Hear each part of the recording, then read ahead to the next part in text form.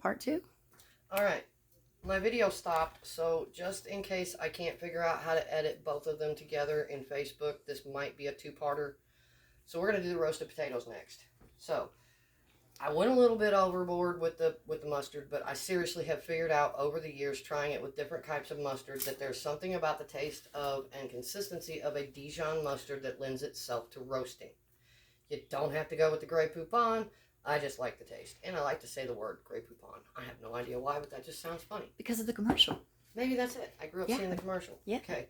Next, you got a clove of garlic. Now, the video cut out and I didn't realize it, but basically to undress one of these, to undress it, put it on there, swoosh, just bam, real hard. And this is what you get. It and unpapers. that's what you get. You get the paper off, and you get the garlic on. So, you're going to put the garlic in. Knives, your cutlery. You missed that out. You missed that too. Do not use dull knives. The cuts from them will be nastier. They won't heal as well. Do not ever try to catch a knife. I have seen chefs almost debilitate their hand because they tried to catch a knife that was falling and it cut nearly through their tendons. Do not ever try to catch a knife. Let the stinking thing fall. Mom, you want to check the bread? Yes, that's what Would I you was like just... to give them a look at that. See, she's almost ready. So we better get this rolling real quick. Yep. Because once we get the sauce made, we'll go ahead and do the rolls. The rolls. Okay.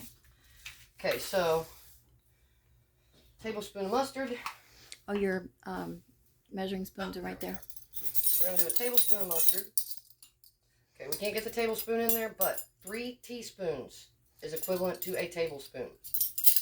You guys probably heard me ask Jessie to look that up for me last time I did a video because I couldn't remember.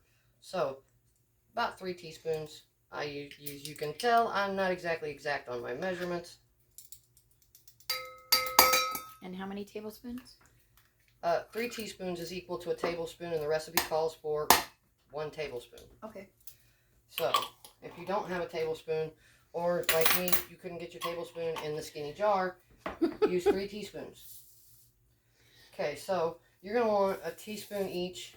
I do thyme and rosemary most of the time, but this time I didn't have thyme leaves, so I'm just doing rosemary. Did you want to crush them? You can crush these if you want. I actually have a mortar and pestle here.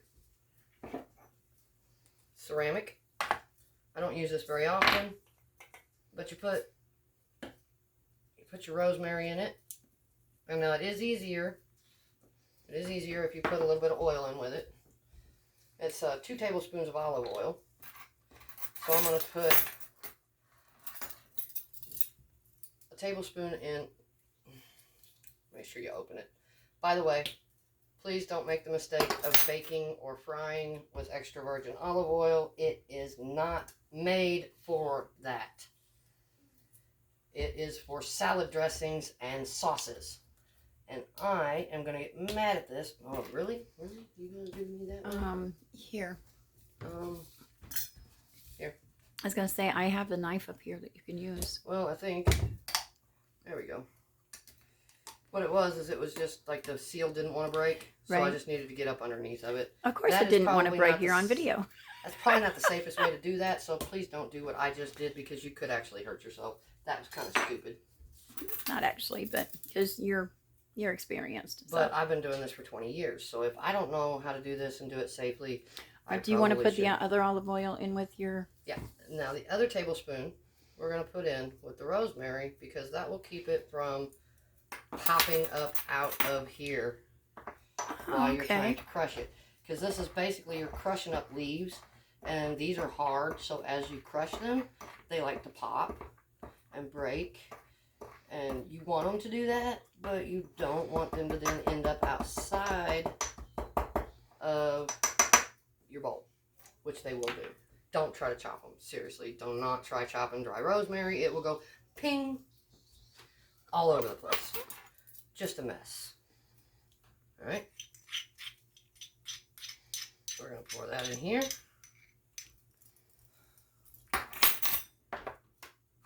This is going to go out of my way. There you go. I'll put this away. So. And I didn't have any time. I am actually, no, I didn't, and I didn't think to look, but that's okay. Okay. I like rosemary and potatoes. They go well together.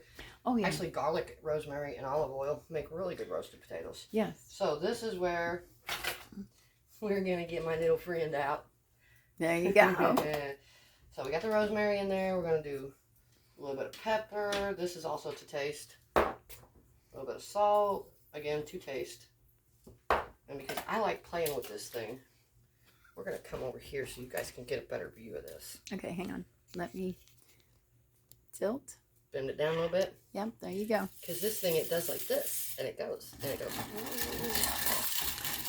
Alright, so this is not really deep enough to do this, but it's kind of fun. So basically all you're doing is you're mixing everything together. But man, I love playing with this I loved playing with this thing when my grandma was doing it when I was a kid. So I just had to bring this out. This is like what they had before they had the electric mixer. And make sure you scoop off with, you got your clean fingers, so make sure you get the excess off the bottom. Yep. Because that's a little bit thicker, wider than your regular electric. Yep. And again, as you can see, this is what I mean by the consistency.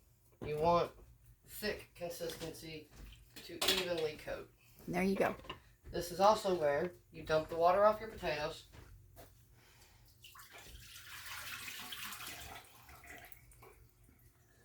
Now you don't have to let them dry, but you do want to make sure the water is off of them, because wet potatoes do not take seasoning very easily. Do you want paper towel? No. Now, where did I put that red spatula? That's kind of something, yeah. Wooden spoon. Well, I have another spatula. Oh, that's okay. So you're not going to have a real thick... Here it is, Cindy. I'm sorry. I washed it. That's all right. You're not going to have a real thick coating. You're not supposed to. You're supposed to have a coating just thick enough to add flavor. And you basically are just going to do this until it's coated evenly, which, as you can see, they're getting a pretty good coat. And I know that didn't seem like it was going to be enough, but again, those are pretty well coated. You can add cheese to these, but I wouldn't do it until after they're pretty well done baking. Now, a lot of people are going to go, when I say I'm using shortening, but you're lucky it's not lard. Because truly, that is the most healthy cooking oil you will ever have. The lard? Yeah. Yep. Yes, it is. Despite what all these nice little manufacturers who make so much freaking money off of the fake food industry, lard has less salt, it's more natural, and just like anything that is supposedly bad for you, moderation. If you cannot control your diet, you're not going to have much else self-control. Now, that being said, there are people out there who have medical conditions who have to literally do the alternatives. That's because they have to. But in general, for most normal human beings, a good balance of exercise and healthy diet will keep you in shape. Me, I'm not in the best shape, but I also haven't been doing much the last couple months. So I've gained some weight. I'm going to move. Oh well, it happens. Away. Now, Here. once again, we're going to rinse our hands. We want to get that off of there. Yes, there's a lot of hand washing and cooking, or at least there better be a lot of hand washing and cooking. Oh, yes. In fact, usually after I cook, I've got to use lotion on my hands because my hands get dry. Yes, exactly. Alright, so we have our greased pan on our Dijon potatoes. So, into the pan they go in no particular order and with no particular amount of grace. This is good food, not fancy. Just make sure they're in a single layer so you don't get them piled up on each other. They all cook. go. This can go in the... These can go in the stand. There we go. Now we got a new bowl. Oh, okay. Thank you. Alright, so that is our potatoes. Now, fairly simple. We're going to set them aside while I dust the garlic paper off here. And then we are going to roll out our rolls. Okay. Now, before we roll out our rolls, we're going to stick our meatloaf in the oven. Okay. Before you roll out on your rolls, your nifty little helper here is going to Get that stuff out of the way. get this stuff out of the way, because I know you're going to need flour on the countertop. Yep. So we have a rag that's been disinfected. And nobody else is lucky enough to have a cool helper like mine. So, you know. And if anybody ever gets out of hand, that's what this is for. Oh, that's right. Don't you forget. Do not get out of hand or pop. Instead of Won't the get the wooden wooden spoon, mallet. you get the wooden mallet. So Hey, we don't joke about the wooden spoon around here. Mima is deadly with that thing. Yes, she is. Like, she can peg you from 100 yards with that wooden spoon. I swear. That's my mom. Yeah, that's my grandma. She all about 5'2", nothing. Don't make her mad, ever. She's got a heck of a name. Oh, yeah. Dynamite comes in small packages. Don't I know it? We've got grandma and my daughter. That's right. That's another small package of fire right there. So now your Alright, so now countertop is good. we're going to go ahead and get these spices out of the way.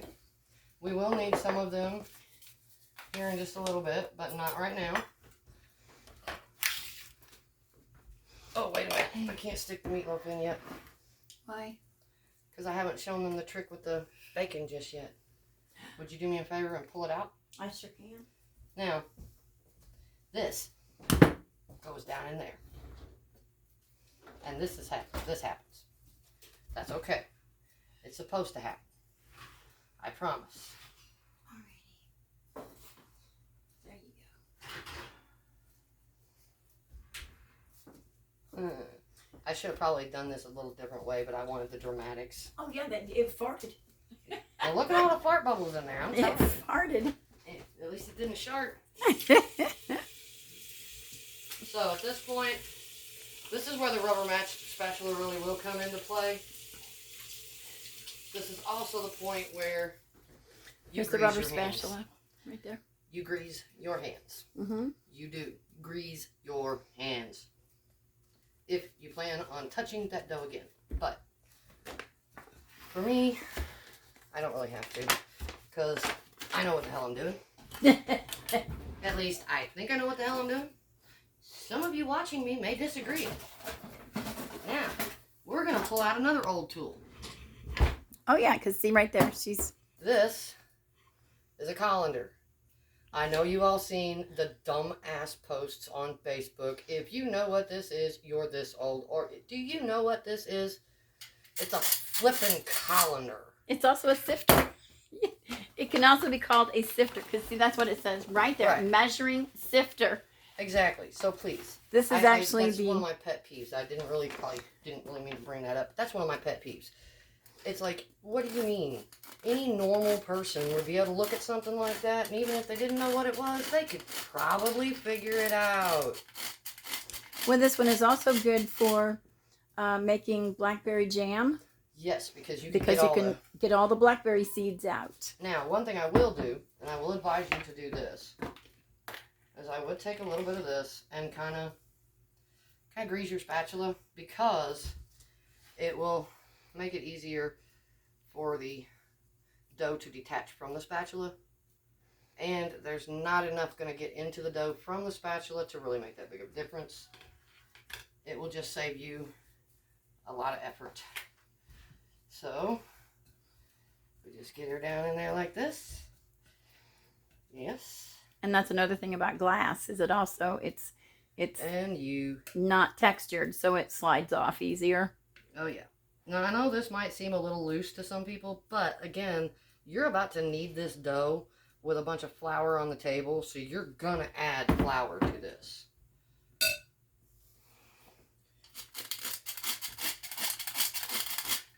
In fact, this is where, unlike what most people will tell you, this is where the second addition of flour comes in. Because you want to lightly knead it at first. Just very lightly. Don't push too hard. Don't push through the dough. Very lightly. Just keep adding flour. Flip it, into half. Press down. A little more flour. Throw it over again and press down. You are kneading flour into this dough. You are not beating the crap out of the dough. Okay? Let's get that straight. We are not beating the crap out of our dough. That results in tough, nasty rolls. Ellie Mae? Yeah. Although I'm not sure how many people that are going to see this are familiar with the Ellie Mae Hillbillies. biscuits? But yeah, we're going to say some Ellie Mae biscuits. Yeah. Yeah. They will turn out worse than Ellie Mae's biscuits. Trust me. Okay, so are you fixing to cut them or are you fixing to let them rise again? No, now this, because we're using a quick bread dough, we don't do 2 rises. The second rise happens in the pan. Okay. So at this point... Are you going to need any oil in here? Yes. Okay. Okay, this is another thing I should have done. I should have pre-greased all my pans. That's okay. No. Not the pan spray. No, oil. I asked if right you here. want oil. Oh, no, shortening. Shortening, okay. Yeah. Sorry.